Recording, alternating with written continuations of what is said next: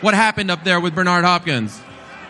Talk about somebody he about that life, man. Nobody not worrying about his old. He need to sit back and let the youngest do it. Gigantic fight. Gervonta Davis goes at it with Bernard Hopkins. They on fire? Set your ass on fire?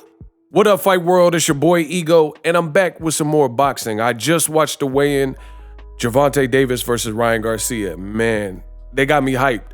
There was some pushing, there was some shoving. At first, it looks like at the weigh-in, they didn't want to let them close, but Gervonta Davis and his team assured the promoters, like, we're good. You know, they were just like, no touching. They were very adamant about that. But somehow Gervonta Davis got distracted, you know, and blindsided by Bernard Hopkins, who I guess maybe was taunting him. He's a Golden Boy employee, and Ryan Garcia is their prized possession or whatever. So Bernard Hopkins and Tank end up getting into it. And Gervonta Davis said, we ain't nobody worried about his old butt. You know, we're not worried about this old head. So he need to leave us alone and leave it to the fighters. So one thing that they said, Kate Abdo, when they were after the weigh-in, they said that they believe that this could have been a ploy from Golden Boy to shake things up and get into Gervonta Davis's head like an insecurity, because they're not confident in Ryan Garcia, so they're trying to distract Gervonta Davis with any method that they can. So they had Bernard Hopkins right there to create commotion.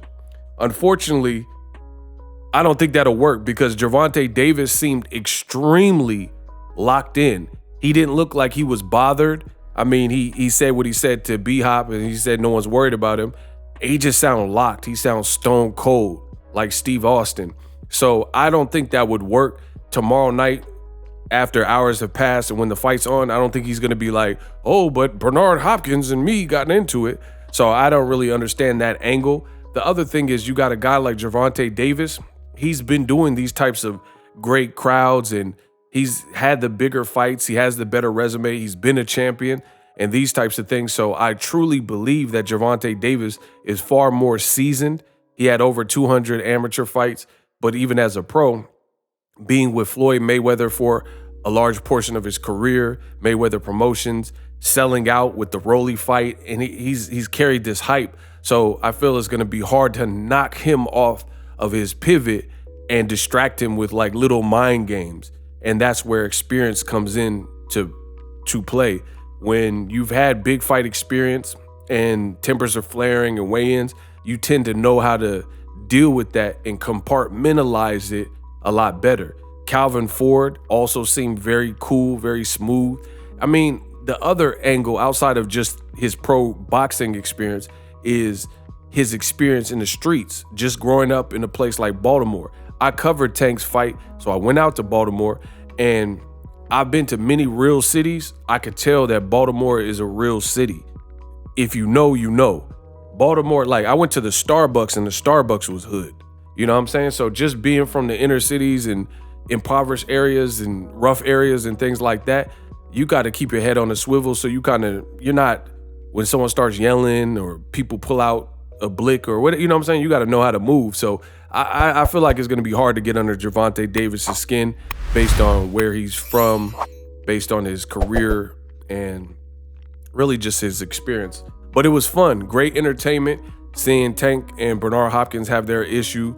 Tank said his piece. I don't really know, because Bernard Hopkins wasn't mic'd up. Hopefully they show us on maybe an all access what was being said. So I can't really report what Bernard Hopkins was saying to Tank Davis, but I agree that it probably was a ploy to try to get under Tank's skin, you know, frustrate him, get him emotional. But I think Tank is such a skilled fighter and a cerebral fighter. It's going to take more than, you know, some taunts and mind games from promoters, not even Ryan Garcia.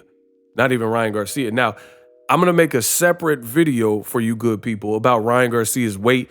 Is he weight drained? Ryan Garcia, post-fight, when he was talking, he sounded a bit slurry to me, and he said he wanted to eat. He couldn't wait to eat or something like that. So I'm going to make a separate Ego Weight Watchers video, often imitated but never duplicated. Ego Weight Watchers, aka Ill, and I'm going to delve into that. So come back to the channel. I'm going to be dropping fire content from now until the fight. I also have the Boxingego watch party, Gervonta Davis, Ryan Garcia. So make sure you guys, You can go leave a like right now, leave a comment right now. I'll be back tomorrow night for that. We're doing the watch party right here on YouTube. So make sure you come and rock with me and tap in. Great fight. The atmosphere was great. The crowd was great. I'm looking forward to tomorrow. Drop your thoughts in the comment section. Let me know what you think. Gervonta Davis, Ryan Garcia, fighting tomorrow. Tank got sidetracked, beefing with BHOP. I can't wait. It's about to go down. Subscribe to the channel. And I'm out. Introducing Super Thanks.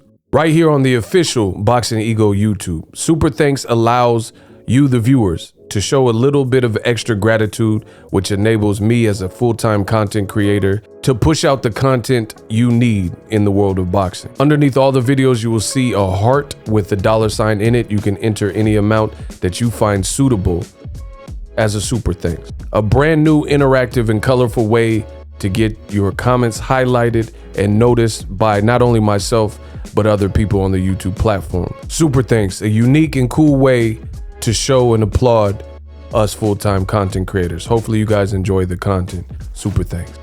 The future is now. The Hibernation 5s by Kenichi Bear. Hybrid gaming and lifestyle headphones. Out of the box, you can connect to any console or PC. Bluetooth ready with a low latency USB adapter, color RGB, and extreme bass mode. The Hibernation 5s adjust to you. Whether you need a gaming, travel, gym, or lifestyle headphones, the Hibernations got you covered. The new Hibernation 5s, link in the description. Customize the way you hear the world. Welcome to the nation.